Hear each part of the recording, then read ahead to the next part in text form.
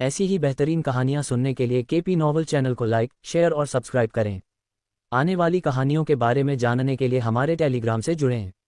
Link description में है। Chaos डिवाउरर system 391 footage प्राप्त करना। लिफ्ट ने जेरास को तेजी से ऊपर उठाया क्योंकि उसकी छाती जोर से धड़कने लगी। उसका ध्यान भटकाने वाला तरीका निचली मंजिलों पर काम कर गया, लेकिन उसे यकीन नहीं था कि वे ऊपरी मंजिलों पर भी काम करेंगे। जेरास ने गार्डों का ध्यान भटकाने के लिए लिफ्ट की खराबी का इस्तेमाल किया था। लिफ्ट का नियंत्रण से बाहर हो जाना कोई बड़ी संदिग्ध विसंगति नहीं थी। ये हर बड़े संगठन में कभी कभी होता है, और वह ये भी अच्छी तरह से जानता था कि गार्ड निस्संदेह उस इंटरफेस के बीच में एक छोटा ब्रेक लेने के लिए जाएंगे। और यही वह समय था जब जेरास ने तुरंत लिफ्ट पर चढ़ने का फैसला किया। लेकिन ये केवल एक परिकल्पना थी। उसे यकीन नहीं था कि वे सभी इसके लिए तैयार हो जाएंगे, और जब लिफ्ट ने उसे ऊपर उठाया तो उसने अपनी दोनों जेबों पर हाथ रखे हुए थे। मरना। एक बार फिर लिफ्ट खुलने की आवाज़ सुनाई दी क्योंकि जेरास को ऊपरी मंजिल दिखाई दी, जिसने पूरी तरह से भयावह सन्नाटा देखा और उसने अपना सिर थोड़ा बाहर निकाला ताकि देख सके कि क्या हो रहा है। साफ, जेरास ने खुद से सोचा, और तुरंत ही वह अपनी छाया के रूप में बदल गया और जल्दी से एक अंधेरे आवरण में खिसक गया। तुम चौथी मंजिल के मालिक के पास पहुंच गए हो। तुमने ये कर दिखाया। ओलिन की प्रसन्न आवाज़ गूंजी जब जेरास ने अपनी आंखें घुमाईं। हाँ, मैंने कर दिखाया। तो फुटेज रूम चौथी मंजिल पर मेरे दाईं ओर 4 दरवाजे हैं, उसने सोचा जब उसने दूरी पर अंधेरे अनौपचारिक दरवाजे को देखा। एक ऐसी जगह के लिए जिसमें यूनिवर्सल ग्रेड अपराध की फुटेज है। क्या ये थोड़ी ज्यादा ढीली नहीं है? जेरास ने दूसरों को देखते हुए खुद से सोचा। अब उसे पता चला कि लंबे गलियारों में अजीब तरह से कोई गार्ड नहीं था। हर दरवाजे पर कोई गार्ड नहीं था। यह अजीब है, ये बहुत अजीब है, जेरास ने सोचा, जैसे उसका दिल एक बार फिर से धड़कने लगा हो। उसका शरीर भी उसे बता रहा था कुछ अजीब चल रहा है, लेकिन वह अपने लक्ष्य के बहुत करीब था। वह बस एक दरवाज़ा दूर था और इसलिए जेरास आगे बढ़ा। घोंघे की तरह आगे बढ़ते हुए काली परछाइयां धीरे धीरे दरवाजे की ओर बढ़ रही थीं। पहले से ही पहुंचकर जेरास ने यह देखने के लिए पूरे 1 मिनट तक इंतजार किया कि क्या कुछ गलत होने वाला है, लेकिन कुछ नहीं हुआ।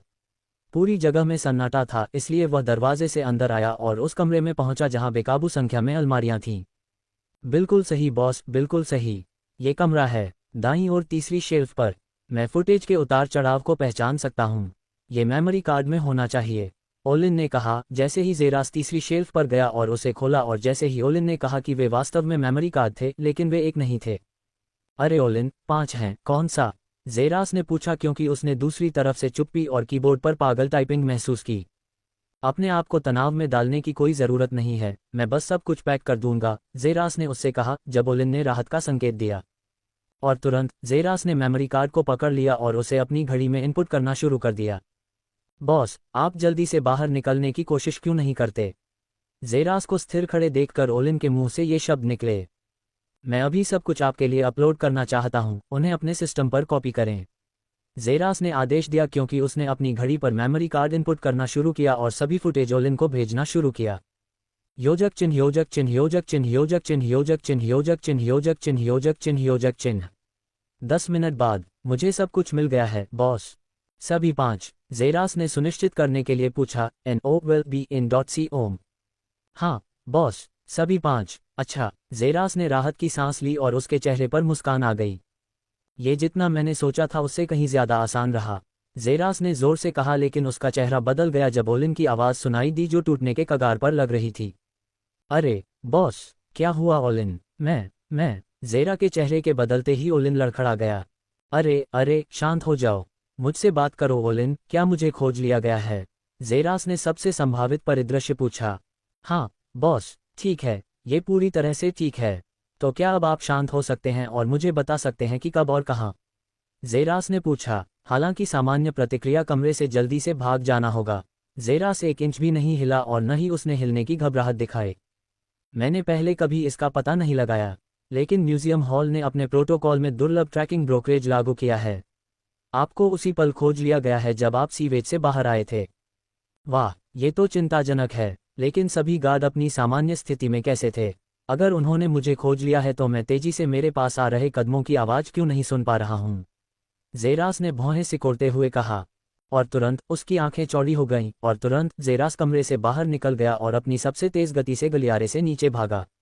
और तभी उसे लगा कि कोई चीज़ उसके दाएं से तेजी से आगे बढ़ रही है, और फिर कबूम! एक विनाशकारी विस्फोट हुआ और संग्रहालय के एक हिस्से की पूरी दीवार टुकड़े टुकड़े हो गई और दो आकृतियां तबाही से बाहर निकल आईं। एक लूटा हुआ व्यक्ति और एक मध्यम आयु वर्ग का व्यक्ति जो सामान्य सफ़ेद टी शर्ट और पैंट पहने हुए था। यह ऐसा था जैसे कोई विशालकाय बैल किसी पर सीधे दौड़ रहा हो। ज़ेरास को ऐसा ही महसूस हुआ जब कंधा उसके शरीर पर लगा और वह तुरंत दीवार से टकराया और हवा में दिखाई दिया, लेकिन बिना पीछे मुड़े ही गुरुत्वाकर्षण के कारण बंदूक उसकी जेब से नीचे गिर गई और ज़ेरास ने उन्हें पकड़ लिया। गोली पहले से ही उस दिशा की ओर बढ़ रही थी जहां से वह आया था, इससे पहले कि वह उन्हें अपने हाथों में ठीक से पकड़ भी लेता।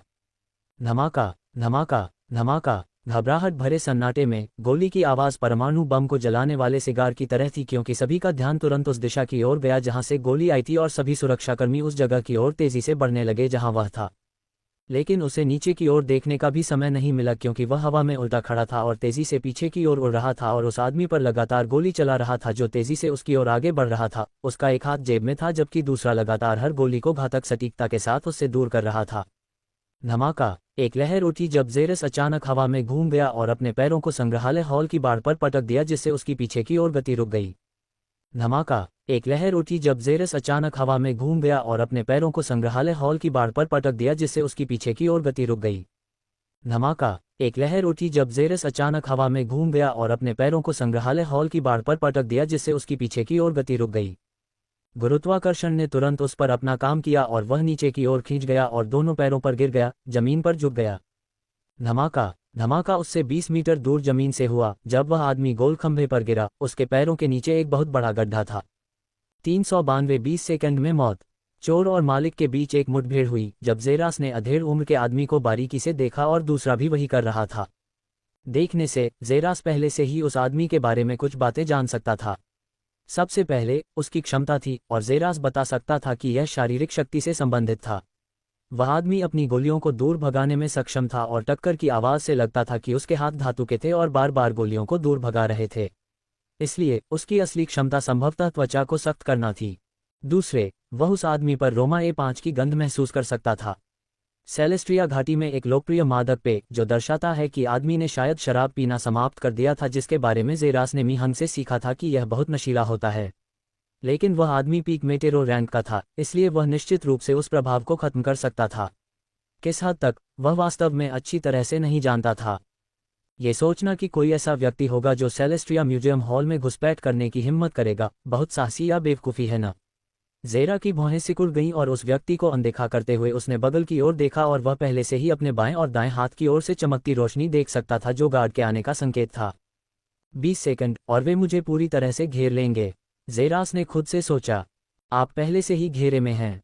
सवाल यह है कि आप कैसे मरना पसंद करेंगे, आदमी ने कहा जब ज़ीटास सीधा खड़ा हुआ और अपने हाथों को अपने कोट में डालकर 5 मेमोरी कार्ड उस व्यक्ति के पैरों पर फेंक दिए। यही मैंने लिया था और अब मैं इसे वापस कर रहा हूं, ज़ेरास ने जोर से कहा और कॉनल के होठों पर एक मुस्कुराहट फैल गई। तुम क्लासिक स्टाइल में खेलना चाहते हो, है ना? जो तुमने चुराया है उसे वापस कर देना, यह एहसास होने के बाद कि तुम कोने में फंस गए हो और फिर तुम बेखौफ भाग निकले। क्या यही तुम्हारी योजना है? कॉनल ने मुस्कुराते हुए कहा। चोर को पता ही नहीं था कि उसने खुद को किस मुसीबत में डाल लिया है। मैं तुम्हें माफ़ कर दूंगा, लेकिन सिर्फ तभी जब तुम एक चीज़ पीछे छोड़ दो, कॉनल ने मुस्कुराते हुए कहा। और वह क्या है? तुम्हारा जीवन, कॉनल ने कहा और तुरंत ज़ेरस ने अपने जूते 2 बार ज़मीन पर पटके और तुरंत उसके जूतों के नीचे थ्रस्टर रखे गए क्योंकि वह भयानक गति से कॉनल की ओर आगे बढ़ा। ठंडी ब्लेड चांदनी में खतरनाक ढंग से चमक रही थी जब खान ने उसकी गर्दन पर वार किया, लेकिन उस आदमी ने मुड़कर भी नहीं देखा क्योंकि उसके हाथ भयानक गति से ज़ेरस के कंधे की ओर नीचे की ओर जा रहे थे। मैं उसकी गर्दन तक पहुंचने से पहले अपना पूरा बायां हाथ खो दूंगा। ज़ेरस ने तुरंत विश्लेषण किया और तुरंत उसने ब्लेड को आदमी की गर्दन की ओर बढ़ने से रोक दिया, जल्दी से उसे ऊपर फेंक दिया। जैसे ही वह बगल की ओर मुड़ा, उसके हाथ उसके कंधों से गुजरे और तुरंत ज़ेरस ने ज़मीन पर क्षैतिज रूप से ऊपर की ओर कूदते हुए फर्श पर लात मारी और फिर अपने पैर के पिछले हिस्से को चाकू के सिर पर पटक दिया जो नीचे की ओर महसूस हो रहा था, जिससे चाकू आदमी के गाल में धंस गया और दूसरी तरफ से बाहर आ गया। तुम मौत को दावत दे रहे हो, कॉनल मुस्कुराहट के साथ कहा। उसने अपना हाथ मुट्ठी में बांध लिया और फिर ज़ेरास के सिर की ओर जोर से मारा जो हवा में था, लेकिन ज़ेरास ने अपने वार को फिर से सक्रिय कर दिया क्योंकि वह तेजी से घूम गया, अपने सिर को मुक्का मारने की दिशा से दूर ले गया। हालांकि बची हुई हवा ने अभी भी उसके चेहरे को बुरी तरह से घायल कर दिया। ज़ेरास ने इतना ध्यान नहीं दिया क्योंकि ब्लेड तुरंत उसकी जेब से बाहर निकल आए और उसने उन सभी को कॉनल के चेहरे की ओर आगे की ओर मारा। पहले तो उस आदमी ने उनकी परवाह नहीं की, आखिरकार इससे कुछ कृत्रिम क्षति होगी, लेकिन अगले ही सेकंड में उसका चेहरा बदल गया क्योंकि उसने जल्दी से दोनों हाथों को अपने चेहरे पर दौड़ाया। तुरंत ही ब्लेड आदमी के हाथों पर जा गिरे। धमाका पटाखे की तरह हुआ और कॉनल विस्फोटों से अपने पैरों से उछलकर दीवार पर जा गिरा, जिससे दीवार के अंदर एक छेद हो गया। इससे पहले कि उड़ते हुए ब्लेड फटते, जेरास तुरंत अपने बाएं मुड़ गया क्योंकि उसके पैरों के नीचे के थ्रस्टर्स में भयंकर आग लग गई और वह बाड़ के किनारे बंद हो गया। ये दृश्य जेरास के गार्ड की ओर भागने जैसा था, लेकिन आधे रास्ते में वह मुड़ गया और अचानक 20 मीटर और भाग गया, फिर जमीन पर झुक गया और धातु की प्लेट को जमीन से दूर फेंक दिया, जिससे नीचे सीवर दिखाई दिया। जिस दीवार से कॉनल टकराया था वह दीवार उड़ गई क्योंकि वह व्यक्ति गुस्से में वहां से उठा जहां वह टकराया था, लेकिन आखिरी चीज जो उसने देखी वह थी जेरस ने जमीन पर रखी धातु की प्लेट खोली और तुरंत छेद में कूद गया। 5 सेकंड बाद गार्ड छेद के सामने पहुंचे और उन्होंने उस छेद को देखा जहां जेरस कूदा था। उनमें से एक ने तुरंत उसमें कूदने की कोशिश की, लेकिन ऐसा करने से पहले ही उसे एक बड़ी जोड़ी हाथों ने पकड़ लिया। कोई जरूरत नहीं है, वह पहले ही जा चुका है, कॉनल ने छेद को देखते हुए कहा। वह अच्छी तरह से जानता था कि जेरस इसी तरह से अंदर आया था और निस्संदेह वह नहर से बहुत परिचित होगा। नहर हजारों अन्य नहरों की ओर जाती थी। अंदर किसी व्यक्ति की तलाश करना समय की बर्बादी थी। लेकिन आप सभी को चिंता करने की जरूरत नहीं है, वह कभी सामान लेकर बाहर नहीं गया, कॉनल ने कहा और उसने अपनी हथेलियां खोली जहां 5 मेमोरी कार्ड मौजूद थे और अन्य गार्ड के चेहरों पर मुस्कान आ गई। और उसने हमें इस गुप्त मार्ग के बारे में भी बताया जिसके बारे में हम नहीं जानते। उसकी क्रूरता को माफ कर दिया जाएगा और मुझे यकीन है कि वह फिर से इस जगह पर पैर रखने की हिम्मत नहीं करेगा। हमारी जीत है ना? वह निश्चित रूप से एक भाग्यशाली कमीना है, एक गार्ड ने कहा, जबकि कॉनल बुरी तरह मुस्कुराया। उम्मीद है कि वह अपना सबक सीखेगा। अरे तुम वह जगह भी ढूंढो जहां यह है और इसे वापस करो, कॉनल ने मेमोरी कार्ड एक गार्ड को देते हुए कहा। तुम सब अपनी जगह पर वापस लौट जाओ। हाँ सर। और तुरंत वे सभी कॉनल को उस जगह पर अकेला छोड़कर चले गए। उसका हुनर, कॉनल ने जोर से सोचा जब उसने जेरा के भागने वाले छेद को देखा। वह कोई साधारण चोर नहीं है, उसने जोर से सोचा जब उसने धातु के आवरण को वापस अपनी जगह पर जिप किया। यह आदान प्रदान 7 सेकंड से भी कम समय का था, फिर भी यह कॉनल द्वारा अब तक लड़ी गई सबसे तीव्र लड़ाइयों में से एक थी। चोर की हर चाल आसान लग रही थी, लेकिन सिर्फ वही जानता था कि इस तरह के ईश्वरीय बचाव और हमला करने के कौशल को विकसित करने में कितना समय लगेगा। ये सेलेस्ट्रिया घाटियों के शांत डोजों में विकसित किया जाने वाला कौशल नहीं था। क्या ये वह समूह हो सकता है? कॉनल ने सोचा, लेकिन जल्द ही इसे टाल दिया। अगर वह वापस आने की हिम्मत करता है, मैं उसे सबसे क्रूर तरीके से मार डालूंगा, लेकिन यह असंभव होगा क्योंकि मैं इस नहर को तुरंत बंद कर दूंगा, कॉनल ने कहा और वह भी घटनास्थल से दूर चला गया। अध्याय 393, जेरा की बदला लेने की समझ। नमस्ते, क्या आप मुझे अपने सबसे स्वादिष्ट लॉलीपॉप के 20 टुकड़े दे सकते हैं? सफ़ेद बालों वाला युवक दर्जनों मिठाइयों से भरी औसत दिखने वाली दुकान के सामने खड़ा था और सामने बैठे अधेड़ उम्र के आदमी से कहा, मिठाई के लॉलीपॉप के 20 टुकड़े, आपका बच्चा मुट्ठी भर रहा होगा। महिला ने मजाक किया और जेरास ने खुद को हंसाया। हाँ, वह वाकई अनोखी है, जेरास ने मुस्कुराते हुए जवाब दिया। तो मैं तुम्हें अब तक का सबसे मीठा लॉलीपॉप दूंगी, अधेड़ उम्र की महिला ने कहा और वह जल्दी से दुकान में चली गई और अंदर गायब हो गई। अब बचा हुआ सफ़ेद बालों वाला युवक सड़कों पर इधर उधर देख रहा था, जहां दूसरे लोग अपने रोजमर्रा के कामों में लगे हुए दिख रहे थे। ये लीजिए सर, महिला ने जेरास के पास पहुंचकर 20 मिठाइयां मेज पर रखते हुए कहा। ये इंद्रधनुषी रंगों वाली एक बहुत बड़ी लॉलीपॉप थी और दिल के आकार की थी। ये मैंने अब तक देखी सबसे बढ़िया लॉलीपॉप में से एक है। और इनकी कीमत कितनी है? जेरास ने पूछा, जब महिला ने मिठाइयों को देखा और जवाब देने से पहले जेरास की अच्छी तरह से जांच की। एक की कीमत 50 सितारा सिक्के हैं, तो 20 मिलकर 1000 सितारा सिक्का बनते हैं। लेकिन चूंकि आप इतने प्यारे पिता हैं, इसलिए मैं 800 सितारा सिक्के की कीमत तय करने के लिए सहमत हूं, उसने समझाया। जेरास ने सिर हिलाया और अपनी जेबों में हाथ डालकर कुछ बंडल निकाले और मेज पर रखने से पहले 2 टुकड़े निकाले। ये लीजिए। धन्यवाद मैडम, जेरास ने कहा जब मिठाइयाँ नायलॉन पर पैक की गईं और उसे दी गईं। ऐसा करने के बाद युवक की पीठ दूर गायब हो गई। 2000 सितारा सिक्के। महिला कांप उठी जब उसने पहले 2 नोटों को देखा। वे पूरे हफ्ते में उसके द्वारा बनाए गए नोटों से कहीं ज्यादा थे।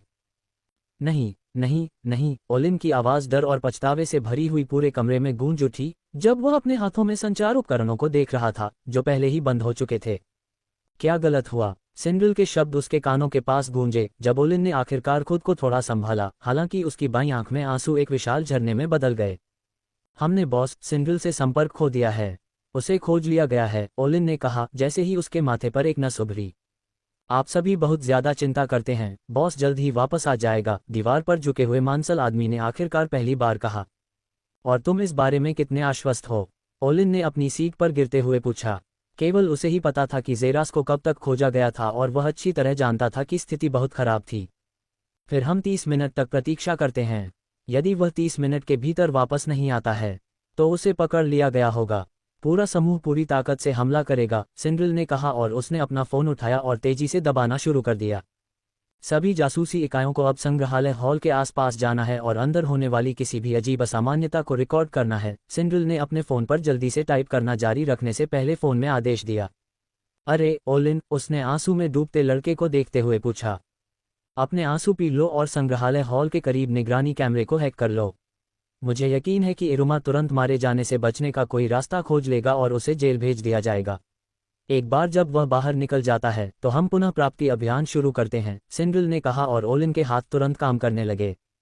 20 मिनट बाद कमरे में दबाव बहुत बढ़ गया था क्योंकि ओलिन की गीली आंखें कैमरे से चिपकी हुई थीं। अजीब बात है, कोई फर्क नहीं है, गार्ड सभी वापस काम कर रहे हैं जैसे कि कुछ हुआ ही नहीं। अगर वे किसी चोर को पकड़ लेते तो वे इस तरह से व्यवहार नहीं करते, ओलिन ने कहा और सिंड्रिल की भौहें सिकुड़ गईं। जासूसों ने यह भी कहा है कि कोई अप्राकृतिक हरकत नहीं है, सिवाय इसके कि वे अब एक यांत्रिक सीवेज टीम थे जो अज्ञात कारणों से संग्रहालय हॉल के अंदर हैं। शायद वह डिंग लिफ्ट की आवाज़ पूरे कमरे में गूंजी और कमरे के अंदर से जेरास कमरे में दाखिल हुआ। Boss, daddy. जेरास की कमर के चारों ओर एक तंग गले लगने के बाद पहले वाली आवाज़ से भी ज्यादा तेज गूंजी। आर्या, मेरे पास तुम्हारे लिए एक तोहफा है, जेरास ने मुस्कुराते हुए कहा जब सफ़ेद बालों वाली लड़की ने उसे अपनी गिरफ्त से छुड़ाया और उसे पिल्ला जैसी आंखों से देखा। और अपने कोट से जेरास ने पैकेज निकाला और इंद्रधनुषी मिठाइयों में से एक का सिर दिखाया। ये सब तुम्हारा है, उसने मुस्कुराते हुए कहा जब आराई ने मीठा नायलॉन पकड़ा और उसे एक और जोरदार गले लगाया।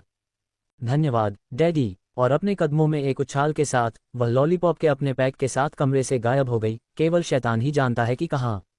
अरे दोस्तों, जेरास ने अपने चेहरे पर एक जंगली मुस्कान के साथ अभिवादन किया क्योंकि वह ओलिन की तरफ कूद गया। लेकिन मैंने सोचा, ओलिन ने कहा कि वह एक और झरना छोड़ने वाला था, लेकिन उसके कानों में जोरदार दस्तक पड़ने से वह बह गया। बच्चे की तरह व्यवहार करना बंद करो, ओलिन, जेरास ने अपने चेहरे पर एक चंचल मुस्कान के साथ कहा और एक रुमाल निकाला और छोटे लड़के के आंसू साफ किए। मुझे माफ करना बॉस, बेवकूफ, तुमने क्या अपराध किया है? बस ये सुनिश्चित करें कि आप किसी मिशन पर जाने से पहले सभी विकल्पों पर अच्छी तरह से विचार करें। आप अच्छी तरह जानते हैं कि अगर आप ऐसा नहीं करते हैं तो क्या हो सकता है। जेरास ने सलाह दी और ओलिन ने बार बार सिर हिलाया। उन्हें वापस भेज दो, उसने अचानक कहा और सिंड्रिल की ओर देखने के लिए मुड़ा। और जैसा कि उसने अनुमान लगाया था, लाल बालों वाली महिला ने अपना फोन निकाला और तेजी से टाइप करते हुए उसके शब्द गूंज उठे। सभी जासूसों और ऑपरेशन टीम को अब पीछे हट जाना चाहिए। ये बहुत खतरनाक था, तुम खुद को मार सकते थे, सिंड्रिल ने डांटा। जेरास ने गंभीरता से सिर हिलाया। इसमें कोई संदेह नहीं है कि यह खतरनाक था, लेकिन इसके लायक था। हमने फुटेज प्राप्त की और मैंने अचाई को उसके लॉलीपॉप भी दिलवाए। ठीक है, ओलिन। हाँ बॉस, इस फुटेज और पिछले 2 वर्षों में हमारे द्वारा एकत्र किए गए सैकड़ों अपराधों के साथ ये दिन से भी अधिक स्पष्ट होगा कि कैसे सेलेस्ट्रिया परिवार ने एक सार्वभौमिक नियम तोड़ा। फिर मैं केवल एक ही बात कहूंगा जो और भी अधिक चौंकाने वाली होगी, यदि सेलेस्ट्रिया परिवार बिना अपना सिर खोए इससे बाहर निकल जाए। ओलिन ने मुस्कराते हुए कहा और इसके पीछे कोई भी उसकी आंखों में हत्या की मंशा देख सकता था। इसे दूर करो ओलिन, बदला लेने के विचार से आगे मत बढ़ो। ये शब्द ओलिन के कानों के पास गूंजे जब वह जेरास की ओर देखने के लिए मुड़ा। यदि आप ऐसा सोचते हैं तो आप कुछ महत्वपूर्ण विवरणों को याद कर लेंगे या आवश्यक जानकारी को बढ़ा देंगे। बस उस शून्यता की स्थिति में प्रवेश करें और बदला लेने के विचार को बाहर निकाल दें। जेरास ने उसे कंधे पर कसकर पकड़ते हुए कहा, लेकिन क्यों बॉस, आप हमेशा ऐसा क्यों कहते हैं जबकि आप में बदला लेने की इच्छा हम सभी में सबसे ज्यादा है? ऐसा मैंने कुछ साल पहले सीखे एक सबक की वजह से किया है। एक बार जब बदला लेने का विचार आपकी सारी सोच और हरकतों पर हावी हो जाता है तो आप अपने विरोधी के गुलाम बन जाते हैं। अध्याय 394, मरने के लिए तैयार एक आदमी। तो काम पर ठीक से ध्यान केंद्रित करो और सभी विकर्षणों को दूर करो, जैसा कि तुमने हमेशा किया है। मैं सब कुछ तुम पर भरोसा कर रहा हूं ओलिन, जेरास ने कहा जब उसने अपनी आंखों में संतुष्टि के साथ देखा कि कैसे ओलिन ने जोर से सांस छोड़ी और तुरंत उसकी आंखों में एक बार फिर से आत्मविश्वास आ गया। यह अच्छा है सिंड्रिल, जेरास ने अचानक पुकारा और अपना ध्यान लाल बालों वाली महिला की ओर लगाया। मैं तुमसे कुछ बात करना चाहता हूँ, जेरास ने कहा और तुरंत वह कमरे से बाहर निकल गया और उस जगह के दूसरे कमरे की ओर चला गया। ये कमरा किसी भी अन्य कमरे की तरह ही था, सिवाय इसके कि यह एक चर्चा कक्ष की तरह था क्योंकि इसका सोफा कांच की मेज के चारों ओर व्यवस्थित था। और जेरास सोफे पर बैठ गया जबकि सिंड्रिल उसके सामने दूसरी सीट पर बैठ गया। पिछले एक सप्ताह से संगठन कैसा चल रहा है? जेरास ने अचानक पूछा, जबकि सिंड्रिल की भौहें आराम करने से पहले सिकुड़ गईं। ये और भी बढ़ रहा है। पिछले हफ्ते इसके विकास के नक्शे और स्वरूप में ऊपर की ओर रुझान रहा है, जो हर दूसरे हफ्ते की तुलना में विकास के रुझान से भी ज्यादा है। और विकास की उच्च दर के साथ ज्यादा मिशन पूरे होना, ज्यादा जोखिम, ज्यादा कमियां, ज्यादा संदेह, ज्यादा स्थिति और ज्यादा खतरे आते हैं। जेरास ने सिंड्रिल के सिर हिलाने पर पूरा किया। ये कुछ ऐसा था जिसे टालना असंभव था। वे केवल ये सुनिश्चित करने की कोशिश कर सकते थे कि यह न्यूनतम स्तर तक पहुंचे। इस संगठन का निर्माण मैंने किया है और इसे बनाते समय मेरे मन में सिर्फ एक ही उद्देश्य था, सेलेस्ट्रिया परिवार की बुराई को पूरी दुनिया के सामने उजागर करना। यही एकमात्र उद्देश्य है, और उस उद्देश्य के लिए मैंने तुम्हें पाया है, सिंड्रिल। एक ऐसा व्यक्ति जिसका जीवन सेलेस्ट्रिया के विश्वासघात से बर्बाद हो गया। इससे मैंने तुम में से कई लोगों को पाया है, ओलिन, आर्या, अल्बागाड्स, वे बच्चे जो वर्तमान में प्रशिक्षण ले रहे हैं, और सैकड़ों अधिकारी। संगठन चाहे कितना भी बड़ा क्यों ना हो जाए, सिंड्रिल, कार्यान्वयन के कारण को कभी न भूलें। हम खुद को दुनिया के सामने प्रकट नहीं करते हैं।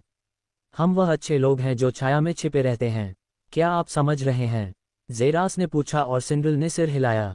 हाँ बॉस, पिछले 2 सालों से आप जिस स्पेसशिप प्रोजेक्ट पर काम कर रहे हैं वह कैसा है? जेरास ने अचानक पूछा।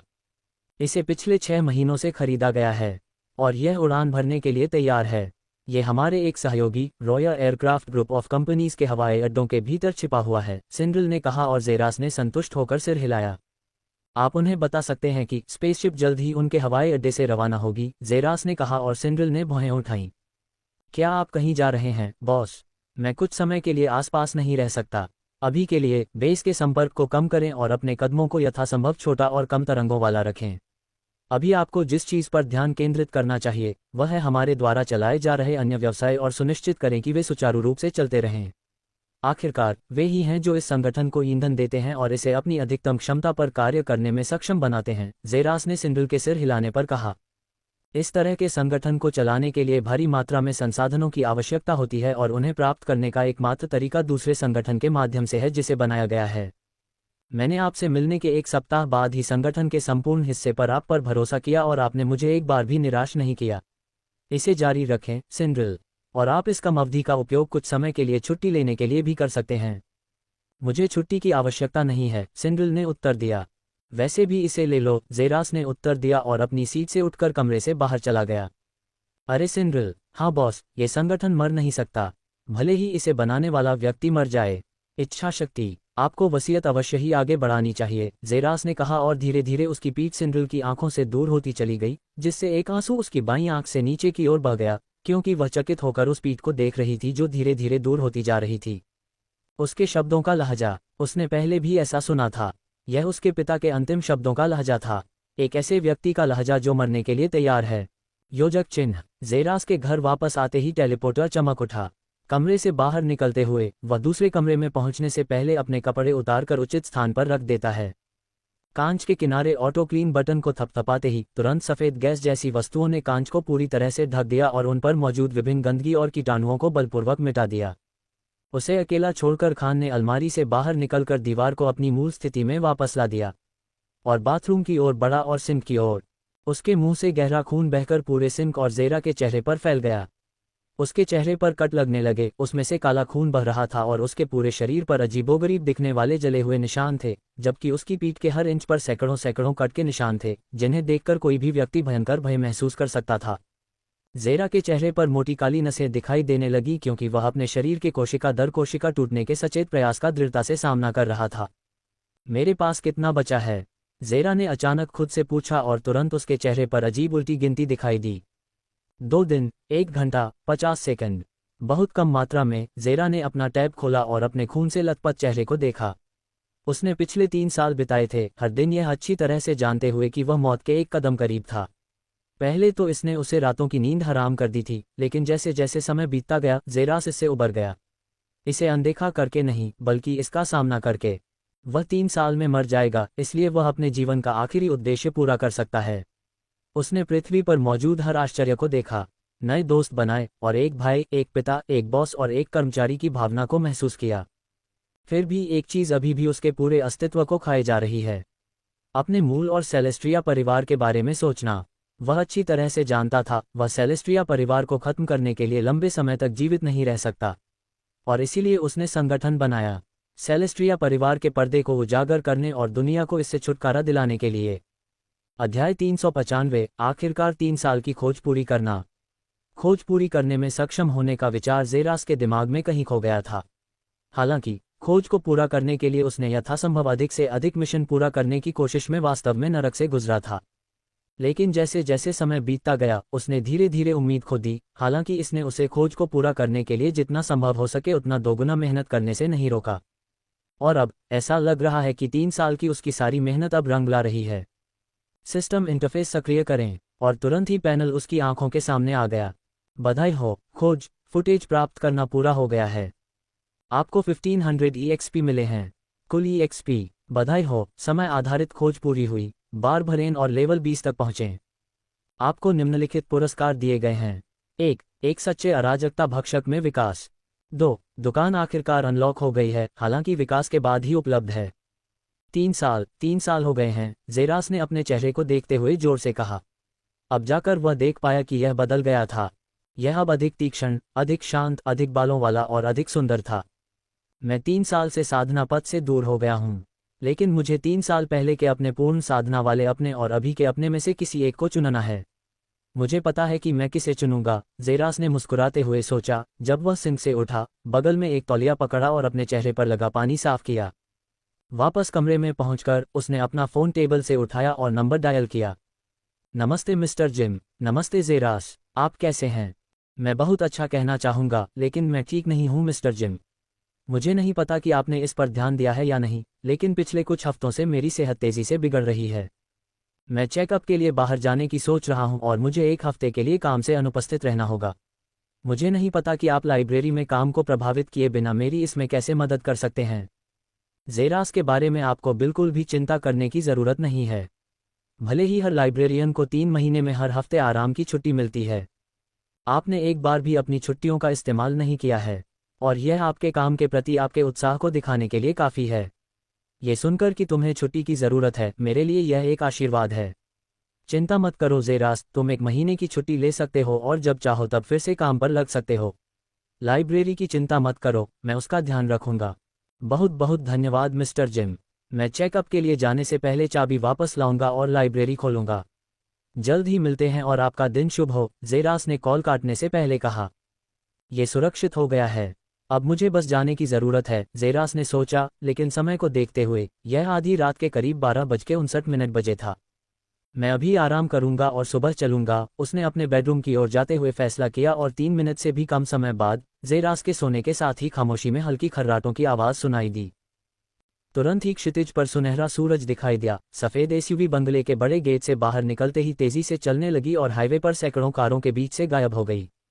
भले ही सुबह का समय बहुत जल्दी था, सेलेस्टिया घाटी कभी शांत नहीं होती और सुबह 5 बजे से ही ट्रैफिक की उम्मीद की जा सकती है। लाइब्रेरी के सामने पहुंचने पर यह अभी भी कसकर बंद थी, और तुरंत ज़ेरास अपनी कार से बाहर निकला और जेब से चाबी निकाली और दरवाज़ा खोला। घूमते हुए चश्मे को खोलते हुए वह अंदर गया, क्योंकि प्रवेश द्वार की दीवारों से हरे रंग की एक लहर निकल रही थी और उसकी रोशनी में उसे स्कैन कर रही थी। आखिरकार उसे प्रवेश की अनुमति मिल गई और एक बार फिर किताबों की कतारों का सामना करना पड़ा। पिछले 3 सालों से वह लाइब्रेरी में एक साधारण लाइब्रेरियन के रूप में काम कर रहा था, और वह वास्तव में इस शब्द को गंभीरता से लेता था, जिसने उसे पड़ोस के बेवकूफ़ इलाके में बहुत अच्छी प्रतिष्ठा दिलाई। पिछले 3 सालों से EIA ने कभी भी उनसे बात नहीं की और न ही उन्हें फ़ोन किया। ऐसा लग रहा था जैसे अब उनके पास बाहर निकलने का कोई रास्ता नहीं है। उसने अनगिनत महीनों से वर्दी में EIA के किसी अधिकारी को भी नहीं देखा था। सेलेस्ट्रिया परिवार के अपने अधिकारी हैं जो इसके मैदान को कवर करते हैं और उसकी सुरक्षा करते हैं। Lightning guard. ज़ेरास अपनी डेस्क की ओर बढ़ा और उसने अपनी डेस्क का ताला खोला और अपनी डेस्क पर मौजूद कई छोटी छोटी तस्वीरें निकालीं। उसकी और उसके बाकी सहकर्मियों की तस्वीरें उसे अच्छी तरह याद थीं, क्योंकि वे ही थे जिन्होंने पिछले 3 सालों से उसके साथ उसका जन्मदिन मनाया था। एआई में बिताए मेरे दिन, जब मैं अब पीछे मुड़कर देखता हूँ तो एक दुखद और खाली जीवन था। लेकिन यहाँ बिताए गए मेरे 3 छोटे साल ही मेरे चेहरे पर मुस्कान ला सकते हैं। और अब मैं उसे भी अलविदा कह रहा हूँ, जल्दी ही मुझे तुम लोगों की याद आएगी। जेरास ने सोचा और अपनी जेबों में छोटी छोटी तस्वीरें डालीं। डिंग, जेरास की आवाज़ गूंजी और वह दिशा की ओर देखने लगा और यह कोई और नहीं बल्कि मियारा थी जो जल्दी से उसकी ओर चली आई। उसके चेहरे पर चिंता का भाव था और वह अजीब तरह से महसूस कर सकता था कि उसकी सांसें थोड़ी बेकाबू हो गई थीं। क्या तुम ठीक हो, मियारा? जेरास ने थोड़ा हैरान होकर पूछा।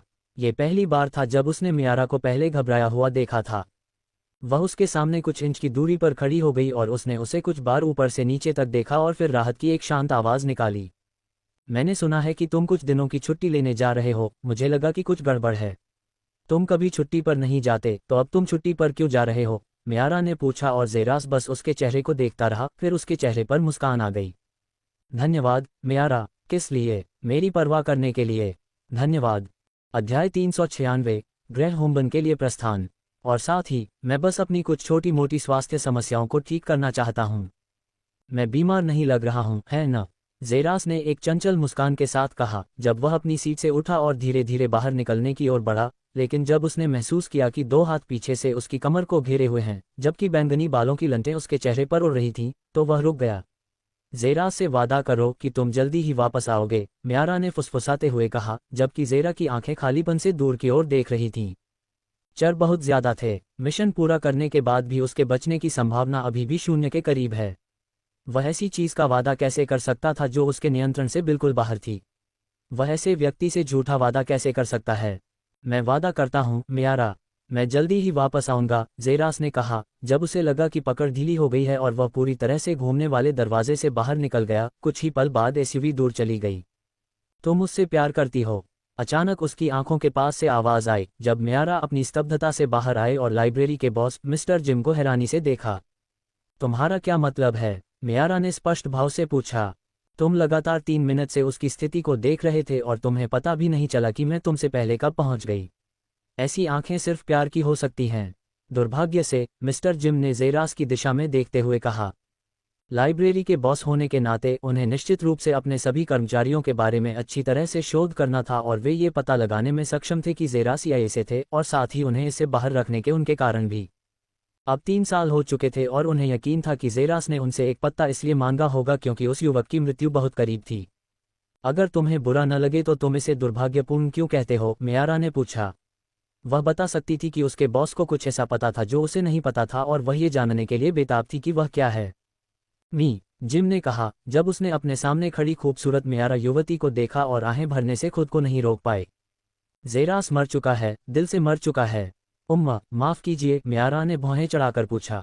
तुम्हें जल्द ही समझ आ जाएगा, जिम ने रहस्यमयी ढंग से जवाब दिया और वह लाइब्रेरी में वापस चला गया और मियारा उसके पीछे पीछे चली गई। उसके चेहरे पर उलझन भरी अभिव्यक्ति थी। रॉयल एयरक्राफ्ट एयरपोर्ट एक विशाल संगठन था जिसकी पृथ्वी भर में कई शाखाएं थीं, जो विमानों का उपयोग करके यात्रा करने में अपनी विशेषज्ञता के लिए जाना जाता था। लेकिन ये केवल पृथ्वी ही नहीं थी जिस पर वे आधारित थे और अनंत आकाशगंगा में अंतर्ग्रहीय स्तरों पर भी लगे हुए थे। जेरा के एक संगठन की संगठन के साथ व्यावसायिक साझेदारी थी और इसीलिए उसके पास उनकी उड़ानों में से कुछ हवाई जहाज थे जो उनके व्यवसाय के अंतर्गत थे। यही एकमात्र तरीका था जिससे वह अंतरिक्ष यान को लोगों की नज़रों से छिपा सकता था। जेरास ने हम्बन ग्रह पर जाने के अपने अंतिम मिशन के लिए सब कुछ योजनाबद्ध किया था। उसने जो सुना उसके अनुसार हम्बन ग्रह एक ऐसा क्षेत्र था जहां सभी ट्रांसपोर्टरों को जाने की मनाही थी। इसलिए वहां उड़ान भरना संभव नहीं था। वहां जाने का एकमात्र तरीका अपना निजी अंतरिक्ष यान खरीदना था और चूंकि वह भी IA का हिस्सा नहीं था, उसने उनसे अंतरिक्ष यान नहीं मांगा, हालांकि वे शायद उसे किराए पर दे सकते थे। वह नहीं चाहता था कि IA को उसके वापस आने के बारे में पता चले, अगर कभी कोई वापसी होगी। उसकी योजनाओं के लिए यह बेहतर था कि वे सभी उसे मरता हुआ समझें। और इसीलिए उसने सभी मिशनों को पूरा करने के लिए सभी आवश्यक उपकरण खरीदने के लिए अपना खुद का संगठन बनाया था। संगठन के विशाल द्वार पर पहुंचते ही उसे तुरंत प्रवेश करने की अनुमति दे दी गई। जैसे ही उसने उन्हें अपना ID कार्ड दिया और तुरंत जेरास उस स्थान के अंदर चला गया और अंततः अपने स्थान पर पहुंचने से पहले 25 किलोमीटर और आगे बढ़ गया। एक ऐसी जगह जहां अंतरिक्ष यानों की कतारें भरी हुई थीं, जिनमें से प्रत्येक में एक ही ब्लॉक में लगभग 2 अंतरिक्ष यान थे। ऐसे करीब 50 ब्लॉक थे, लेकिन जेरास को बहुत ज्यादा इधर उधर देखने की जरूरत नहीं पड़ी। इससे पहले कि वह एक छोटे संगठन के साथ एक अंतरिक्ष यान ढूंढ पाता, उसके पास अपनी कार को ऑटोमोबाइल क्षेत्र में पार्क करके वह अंतरिक्ष यान की ओर चला गया। वह तुरंत उसमें घुस गया और इंजन चालू कर दिया। विभिन्न नियंत्रणों और बटनों की पंक्तियों को देखते हुए जेरास मुस्कुराए बिना नहीं रह सका, क्योंकि उसे अंतरिक्ष यान के साथ उड़ान भरने के दिन याद आ गए। अंतरआयामी लड़ाकू विभाग वास्तव में सभी परेशानियों के लायक था, जेरास ने खुद से कहा, जैसे ही उसकी आंखें तुरंत ध्यान में चमक उठीं और उसने कुछ बटन दबाना शुरू कर दिया। इंजन में गड़गड़ाहट होने लगी और धीरे धीरे यह उस ब्लॉक से दूर चला गया जहां इसे रखा गया था। हवा में और ऊपर जाने से पहले ये तुरंत गति के साथ फट गया, हवा में लाल और बैंगनी रंग के अवशेष छोड़ते हुए, और जल्द ही ये पृथ्वी के गुरुत्वाकर्षण क्षेत्र से बाहर निकल गया और अंतरिक्ष के अंधेरे विस्तार में गायब हो गया। बायोप्लैनेटरी स्कैनर सक्रिय करें, जेरास ने विशाल शून्यता से गुजरते हुए आवाज लगाए। बायोप्लैनेटरी स्कैनर सक्रिय हो गया है। आप कहाँ के लिए नक्शा प्राप्त करना चाहेंगे? हम्बन ग्रह, जेरास ने कहा। क्या आप वाकई हम्बन ग्रह पर जाना चाहते हैं? हम्बन ग्रह को सार्वभौमिक रूप से निषिद्ध क्षेत्र घोषित किया गया है और उस जगह पर जाने वाले किसी भी व्यक्ति या संगठन के साथ कठोर व्यवहार किया जाएगा, जिसमें संगठन को पूरी तरह से बंद करने से लेकर 10 साल की जेल तक की सजा हो सकती है। हाँ, मुझे यकीन है, जेरास ने जवाब दिया और तुरंत नियंत्रक के सामने की स्क्रीन चमक उठी, क्योंकि ग्रहीय मानचित्र पर 2 बिंदु दिखाई दिए जिसमें सैकड़ों ग्रहीय पिंड थे। एक हरा रंग जो दर्शाता था कि वह कहाँ था और दूसरा लाल रंग जो हम्बन ग्रह को दर्शाता था। अपनी खोई हुई सारी ताकत वापस पाने का समय आ गया है, जेरास ने पूरे विश्वास के साथ कहा, और तुरंत ही अंतरिक्ष यान को मैक 7 की गति पर धकेल दिया गया और वह एक अकल्पनीय गति से आगे की ओर फट गया, जिसने तुरंत ही चारों ओर से घिरे हुए स्थान को कांच के टुकड़ों में उड़ा दिया। अध्याय 397, अराजकता शुरू होती है। अंतरिक्ष के विशाल विस्तार में एक विशाल ग्रहीय नीला पिंड अंतरिक्ष के खाली शून्य में खड़ा था, पूरी तरह से गतिहीन और मृत्यु की भावना दे रहा था, जैसे कि वह एक मृत तारा हो।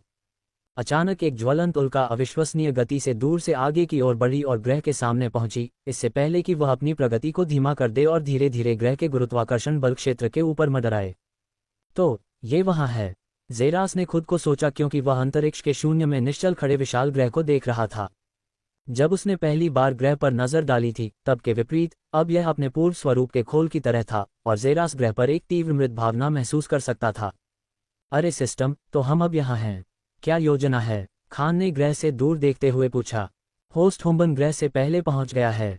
हुम्बन ग्रह पर होस्ट का मुख्य ध्यान मालेवोलेंट सागर है। इसके साथ ही होस्ट अपने विकास और समुद्र में मौजूद अराजक मान के साथ आगे बढ़ने में सक्षम हो जाएगा और खेती के एक नए स्तर पर पहुंच जाएगा। होस्ट को बस समुद्र में मौजूद अराजक मान का स्रोत ढूंढना है और अपने हाथों से विकास के लिए कमांड को सक्रिय करना है।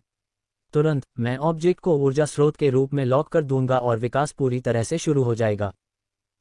केवल एक चीज जो सिस्टम को समझ में नहीं आई वह यह है कि होस्ट सभी अथाह जीवों से कैसे गुजरेगा और बिना खाए नीचे तक कैसे पहुंचेगा। सिस्टम ने जवाब दिया और जेरा के चेहरे पर एक उदासीन भाव दिखाई दिया। इसे मेरे ऊपर छोड़ दो, उसने जवाब दिया और तुरंत अंतरिक्ष यान तेजी से नीचे की ओर बढ़ गया, क्योंकि जेरा की आंखें दूर के दुष्ट समुद्र पर टिकी हुई थीं और उसने अंतरिक्ष यान को सीधे उसकी उच्चतम गति मैक 12 पर जूम किया। पूरी दुनिया तुरंत धुंधली हो गई, क्योंकि जेरा ने तुरंत अंतरिक्ष यान को भयानक गति से समुद्र में सिर के बल गोता लगाने के लिए नियंत्रित किया। सिस्टम की गणना के अनुसार समुद्र से टकराने की पीछे की गति से होस्ट एक पैनकेक में बदल जाएगा। सिस्टम की सूचना जेरा की नजरों में दिखाई दी, लेकिन उसने इस पर ध्यान नहीं दिया, क्योंकि उसकी आंखों में सैकड़ों भावनाएं चमक उठीं और उसकी हृदय गति एक अविश्वसनीय स्तर पर पहुंच गई। जेरा ने सांस छोड़ी और धीरे धीरे उसकी अभिव्यक्ति उदासीनता से पागलपन में बदल गई। धीरे धीरे उसके होंठ खुले और एक दुष्ट मुस्कान जो उसके कानों तक फैल गई। खान ने अपनी आंखें खोली, उसकी बाईं आंख में एक काला बिंदु दिखाई दिया। मैं अब सब कुछ बाहर निकाल दूंगा। सब कुछ, जेरा ने सोचा और तुरंत उसने अपनी आस्तीन पर एक बटन दबाया, क्योंकि छाया कोट ने तेजी से उसके शरीर को ढक लिया, लेकिन इस बार यह एक अलग टुकड़ा था और कपड़ा और भी गहरा था, जबकि धातु के तराजू ने उसके पूरे शरीर को ढक लिया था, सामान्य छाया रोग के विपरीत जो किसी भी अन्य कपड़े की तरह दिखता था। कमीने, जेरास ने मुस्कुराते हुए कहा, जब उसने समुद्र में पहले से ही जमा हुए सैकड़ों अथाह जीवों को देखा और तुरंत ही अंतरिक्ष से मैक 12 की गति से आगे बढ़ रहा विशालकाय अंतरिक्ष यान सीधे उनसे टकरा गया। कबूम! जब अंतरिक्ष यान समुद्र में दुर्घटनाग्रस्त हुआ तो एक विनाशकारी लहर उठी, क्योंकि सैकड़ों विशालकाय अथाह जीव तुरंत ही खून और लहू में बदल गए। बूम! चक्रवात की तरह काला समुद्र एक गोलाकार प्रारूप में विभाजित हो गया, जिससे जगह जगह एक खुली जगह बन गई, और तुरंत ही अंतरिक्ष यान के पीछे एक आकृति उस छेद से नीचे की ओर उड़ी, जिसकी आंखों में एक दुष्ट काली और सफेद हवा बह रही थी। यह जेरा की योजना थी, दुष्ट समुद्र में अंतरिक्ष यान को दुर्घटनाग्रस्त करना और एक रास्ता खोलना जहां वह यात्रा कर सके और अंतरिक्ष यान के पूरी तरह से टूटने से पहले जितना संभव हो सके समुद्र में नीचे जा सके। ज़ेरास लगातार अगले 3 मिनट तक अंतरिक्ष यान के पीछे से गोता लगाता रहा, लेकिन जब उसने अंतरिक्ष यान के दुर्घटनाग्रस्त होने की दिशा में एक विशालकाय छाया देखी तो उसका चेहरा तुरंत बदल गया। उसकी भौहें सिकुड़ गईं, ये सोचकर कि यह क्या है, लेकिन तुरंत ज़ेरास ने अपनी छाती पर एक बटन दबा दिया, क्योंकि उसके दोनों दस्ताने में थ्रस्टर्स जल उठे और उसने तुरंत उनका सामना किया बाईं ओर, जिससे वह दुष्ट समुद्र में बगल में जा गिरा। पूरी तरह से पानी में डूबने से पहले उसने तुरंत एक और बटन दबा दिया।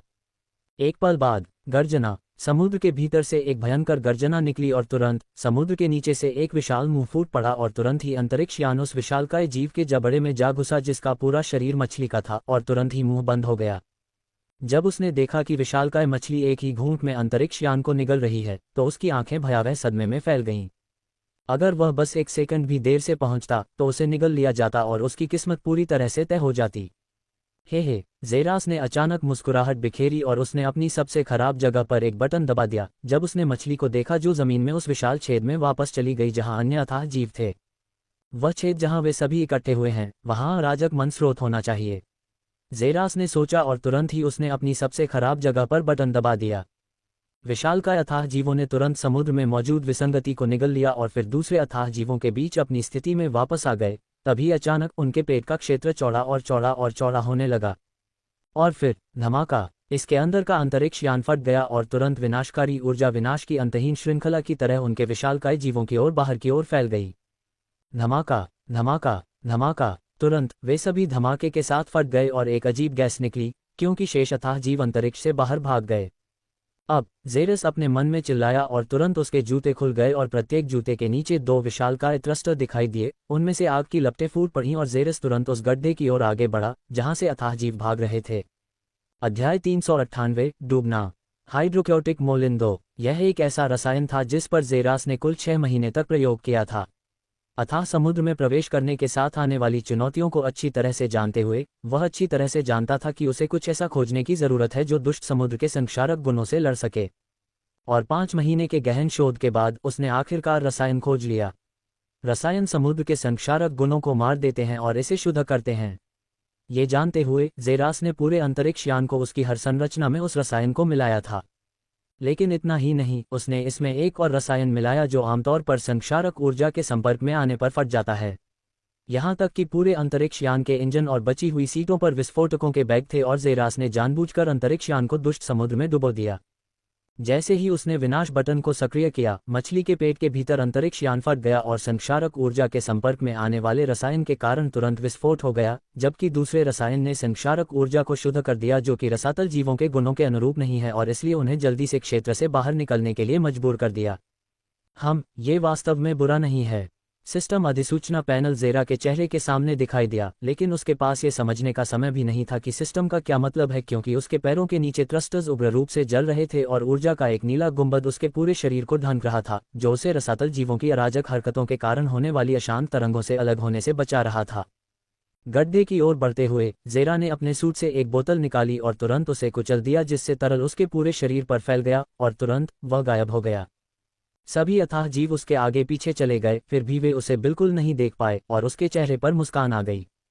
यह उन उपहारों में से एक था जो प्रशिक्षक मोनिका के दोस्तों में से एक ऑरलिया ने उसे दिया था जब वह सेलेस्टियल टाइटन्स के खंडहरों के लिए निकलना चाहता था। अदृश्य औषधि जो उसे अदृश्य बना सकती थी। उसके पास 3 थे और उसने सेलेस्टियल टाइटन्स के मैदान में मधुमक्खियों से बचने के लिए एक का इस्तेमाल किया था जो उसे मारना चाहती थी, जबकि एक अन्य का इस्तेमाल उसने अपने एक मिशन के दौरान किया था। आखिरी एक ज़ेरास ने इस खास पल के लिए रखा था। यह अच्छी तरह से जानते हुए कि उसे देखा जा सकता है, वह धीरे धीरे गड्ढे में नीचे तैर गया, क्योंकि विशालकाय जीव जल्दी से बाहर निकलने की कोशिश कर रहे थे।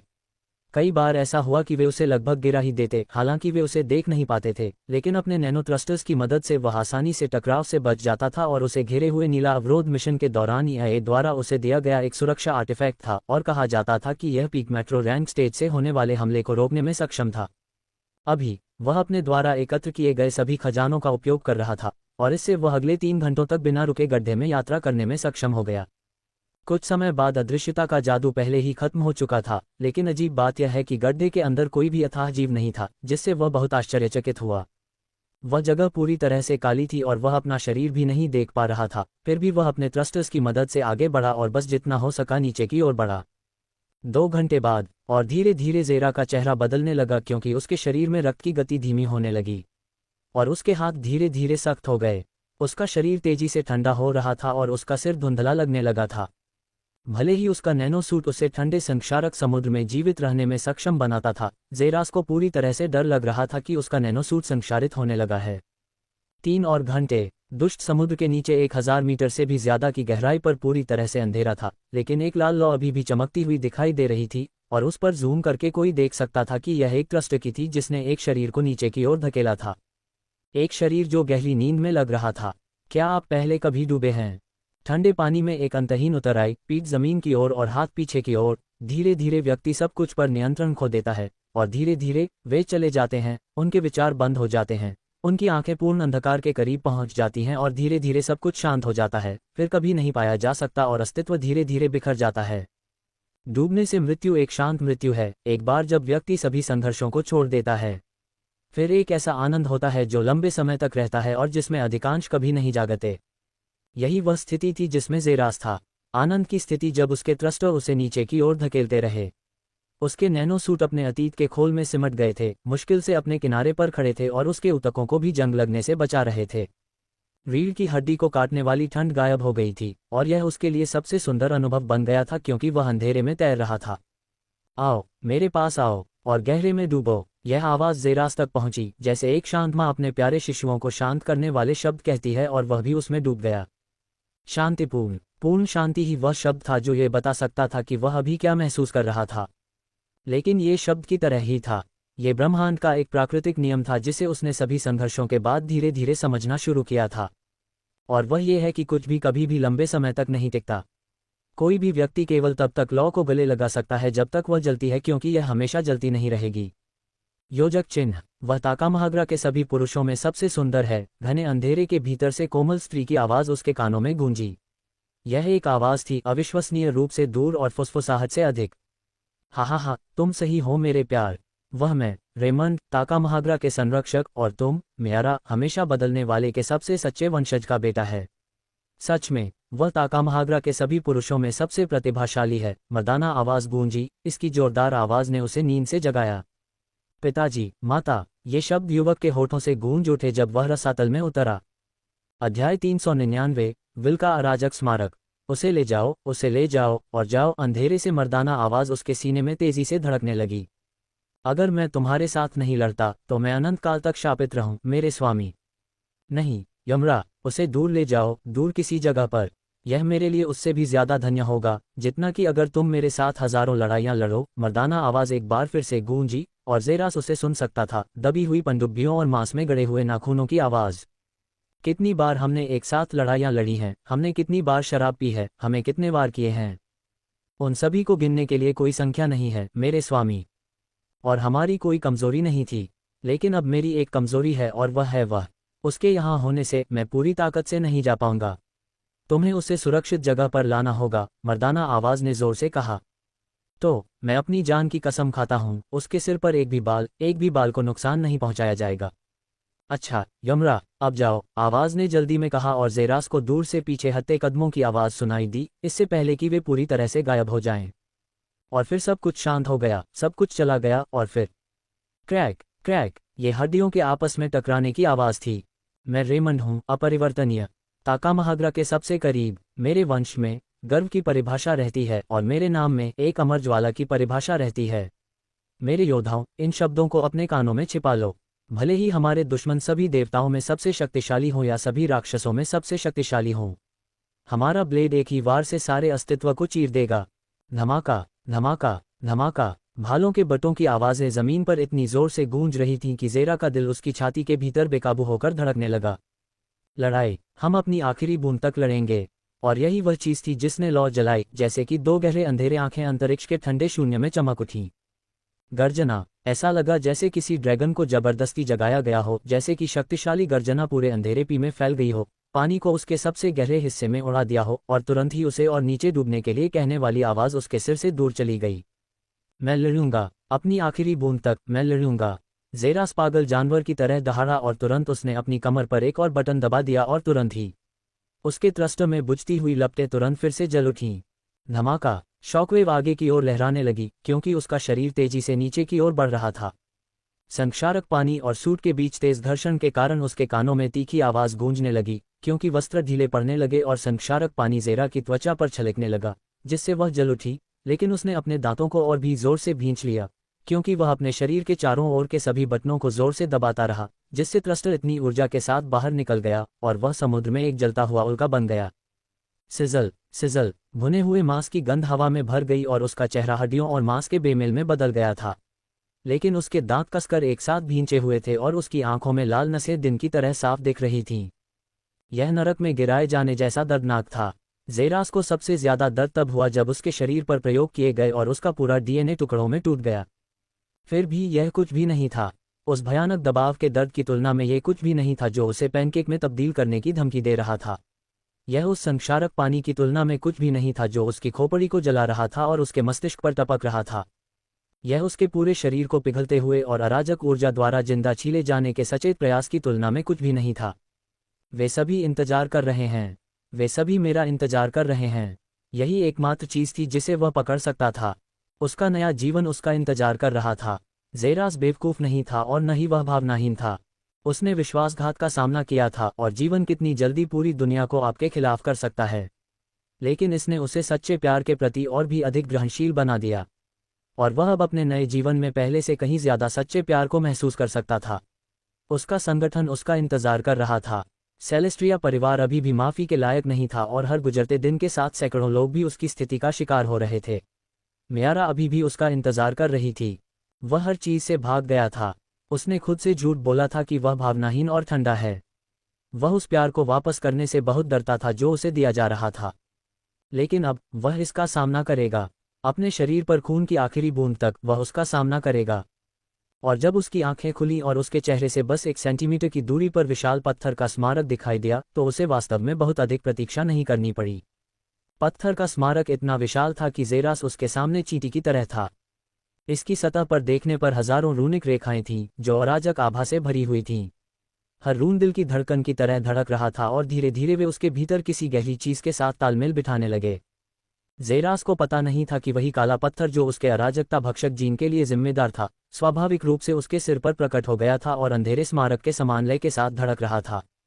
यह क्या है? बधाई हो, मेजबान ने समुद्र में मौजूद अराजक ऊर्जा के लिए जिम्मेदार वस्तु को खोज लिया है। मेजबान को एक प्राचीन अराजक स्मारक मिला है।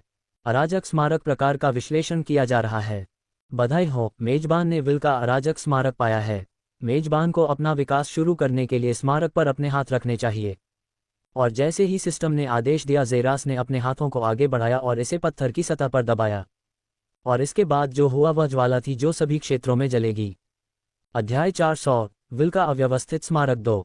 उसकी सतह पर अपने हाथ रखकर ज़ेरास को इसकी ठंडक महसूस हुई। इसकी भौतिकता दांतेदार चट्टान की तरह थी, लेकिन अब वह महसूस कर सकता था ये कांच की सतह की तरह चिकनी थी। तुरंत उसने उस पर हथेलियां रखीं। इसकी सतह पर काले रंग के रंग चमक उठे, जिससे ऐसा लग रहा था कि कांच में दरारें फैल रही हैं और ज़ेरास पत्थर के स्मारकों और रन की पूरी तस्वीर लेने की कोशिश में थोड़ा पीछे की ओर तैरा और अब जाकर उसे यह और भी स्पष्ट रूप से दिखाई दिया। रन कांच की सतह पर उकेरी गई केवल टेढ़ी मेढ़ी रेखाएं नहीं थीं, वे सभी एक साथ मिलकर एक चित्र बना रही थीं। अंतरिक्ष के शून्य पर क्रॉस लेग करके बैठी एक आकृति का चित्र। लेकिन ज़ेरास को आश्चर्य हुआ उस आकृति के सिर पर, जिस पर उसके शरीर के अंदर और बाहर 100 खगोलीय पिंडों की छवियां मौजूद थीं। उपस्थिति इतनी वास्तविक थी कि ऐसा लग रहा था कि वह वास्तव में एक मध्यस्थ विशालकाय के सामने खड़ा था, लेकिन उसके सिर में दुनिया की उपस्थिति ने उसे संदेह में डाल दिया कि यह सच है या नहीं। फिर भी पत्थर के स्मारक पर अंधेरा प्रकाश चमकता रहा, इससे पहले कि वे सभी अचानक उसके शरीर पर केंद्रित हो जाएं। तुरंत आकृति के शरीर पर सभी रून ज़ेरास पर एकत्र हो गए, लेकिन वह कुछ भी महसूस नहीं कर सका। लगभग ऐसा लगा जैसे किसी ने उस पर प्रक्षेपण की टॉर्च चालू कर दी हो। लेकिन ये जल्दी ही बदल गया जब सुनहरा अधिसूचना पैनल दिखाई दिया। प्राचीन अराजक स्मारक खोला गया है। होस्ट अब अपनी शक्ति का उपयोग करके एक सच्चे अराजकता भक्षक के रूप में अपना विकास शुरू करेगा। तुरंत ज़ेरा के माथे पर काले क्रिस्टल ने एक शक्तिशाली प्रकाश के साथ उछाल दिया और इसने उसके शरीर पर रूनों का एक और समूह बनाया जिसने एक और छवि भी बनाई, लेकिन वह इसे नहीं देख सका, या बेहतर ढंग से कहें तो उसे देखने का समय नहीं दिया गया, क्योंकि जब प्रकाश उसके शरीर में जबरदस्ती प्रवेश किया गया तो उसके पूरे अस्तित्व में एक झुलसाने वाला दर्द भर गया। ज़ेरास ने जब इसे महसूस किया तो वह क्रोध से चिल्ला उठा। शक्ति उसके पूरे शरीर में भर गई। एक ऐसी शक्ति जिसने उसे उसके पूरे अस्तित्व को तबाह करने की धमकी दी। यह ऐसा था जैसे एक पूरा ड्रैगन उसके मुंह में घुस गया हो और लगातार उसके अंदर तबाही मचा रहा हो। उसका छोटा शरीर इतनी शक्तिशाली शक्ति कैसे संभाल सकता था? और तुरंत ज़ेरा की त्वचा पर दरारें दिखाई देने लगीं। उसका शरीर इसे बर्दाश्त नहीं कर सका। एक फीनिक्स, ये शब्द अचानक ज़ेरास के कानों में गूंजे, जिसकी रक्त लाल आंखें चौंक कर खुल गईं क्योंकि उसने टोटेम पर उस आकृति को देखा जिसकी आंखें चौड़ी खुली हुई थीं और सीधे उसे घूर रही थीं। उसकी आंखें ज़ेरास की तरह ही अंतरिक्ष के विशाल विस्तार को देख रही थीं, बिल्कुल भी सीमा नहीं। एक फीनिक्स, ये शब्द उसके पूरे अस्तित्व में गूंज उठे और ज़ेरा के पूरे शरीर पर दरारें तेजी से फैल गईं। एक फीनिक्स, ये तीसरी बार गूंजा और ज़ेरा की आंखों में हजारों भावनाएं चमक उठीं और उसने तुरंत जवाब दिया। पुनर्जन्म, वह चिल्लाया। यह एकमात्र चीज थी जो उस शब्द को सुनते ही दिमाग में आई। ये पुनर्जन्म और अमरता का प्रतीक था। शरीर को 9 बार आग में झोंकना शब्द एक बार फिर गूंजे और इस बार ज़ेरा के सैकड़ों दरारों में लिपटे हाथ खून और रक्त में फट गए और संक्षारक ऊर्जा से जलकर राख हो गए। शरीर को 9 बार आग में झोंकना शब्द एक बार फिर उसके कानों में गूंजे जब उसके दूसरे हाथ के हिंसक रूप से फटने की आवाज़ एक बार फिर उसके कानों में गूंजी और ज़ेरा के दांत दर्द से कस गए। शरीर को 9 बार आग में झोंकना शब्द तीसरी बार गूंजे, मानो उसकी पीड़ा की चीखें सुनने में असमर्थ हों। और अगले 3 सेकंड में ज़ेरा का पूरा शरीर गायब हो गया और केवल एक ही चीज़ मौजूद थी, उसका सिर। अब वह हर चीज़ से संपर्क खो चुका था और पहले से ही मौत को तेज़ी से आते हुए महसूस कर सकता था। और उसके चेहरे पर एक टूटी हुई मुस्कान थी। ज़ेरास ने कुछ ऐसा करने का फैसला किया जो वह शायद ही कभी करता हो। प्रार्थना करना। मैं राख से उठूं, एक फीनिक्स की तरह, उसने कहा, और इस तरह उसका अंतिम शरीर गायब हो गया और दृश्यों में केवल 3 वस्तुएं खड़ी रह गईं। एक पत्थर का स्मारक जिस पर एक देवता जैसी आकृति की तस्वीर है। ज़ेरा के माथे पर हमेशा रहने वाला एक गहरा क्रिस्टल। दोनों शरीरों के बीच एक सफ़ेद शरीर खड़ा था, दूधिया सफ़ेद ऊर्जा से बना हुआ। आकृति का चेहरा और यहाँ तक कि शरीर के अनुपात भी ज़ेरास के समान ही थे। अफसोस, तुम आधी मौत में भी परीक्षा पास कर गए हो, स्मारक में क्रॉस लेग करके बैठे व्यक्ति के मुंह से ये शब्द निकले। तुम, आकृति ने अचानक अपना ध्यान उस क्रिस्टल की ओर मोड़ते हुए कहा जो अब पानी में तैर रहा था। तुम्हें नष्ट करके मैं दुनिया पर एक एहसान करूंगा, प्राणी ने भावहीन नजर से कहा, लेकिन अचानक एक अंधेरा प्रकाश अंधेरे क्रिस्टल के ऊपर प्रकट हुआ और उस पर एक छोटी सी आकृति बैठी हुई दिखाई दी। एक शैतानी रूप वाली एक काली आकृति जिसे ज़ेरास हमेशा खोखला डोमेन इस्तेमाल करते समय लेता था। ये तुम्हारे त्यागे हुए मुंह से निकले कुछ बड़े शब्द हैं। वह पहले ही तुम्हारी बेवकूफ़ी भरी परीक्षा पास कर चुका है, इसलिए उसे वो दो जो वो चाहता है। ज़ेरास की प्रतिकृति जैसी दिखने वाली आकृति ने कहा, उसकी आवाज़ में एक तिरस्कार भरी नज़र थी। तुमने कभी भी अपना सबक नहीं सीखा, यहाँ तक कि युद्धों के युगों युगों के बाद भी। चाहे आप कितनी भी बार पुनर्जन्म लें, आप हमेशा नष्ट हो जाएंगे, स्मारक में मौजूद प्राणी ने कहा, और ज़ेरा के चेहरे पर एक मुस्कुराहट उभरी, लेकिन उसने कोई जवाब नहीं दिया। मैं उसे टोटेम दूंगा जैसा कि मुझे नियुक्त किया गया है। इसके परिणामस्वरूप जो कुछ भी होता है, उसका न्याय केवल भाग्य ही कर सकता है। हाँ, जो भी हो, भाग्य के गुलाम, ज़ेरा ने जवाब दिया और तुरंत वह क्रिस्टल में वापस गायब हो गया। तुरंत प्राणी ने अपनी नज़रें उससे हटा लीं और ज़ेरास की ओर देखने लगा, उसके चेहरे पर दया थी। एक फीनिक्स का पुनर्जन्म, एक नए प्राणी के जन्म के लिए शरीर को 9 बार आग में जलाना। हे अराजक लोगों, उसे अपनी शक्ति से आशीर्वाद दें। आत्मा से शरीर का पुनर्जन्म, और तुरंत पत्थर का स्मारक टुकड़ों में बिखर गया। एक छोटा सा काला क्रिस्टल बन गया जो ज़ेरा के आत्मा शरीर में घुस गया।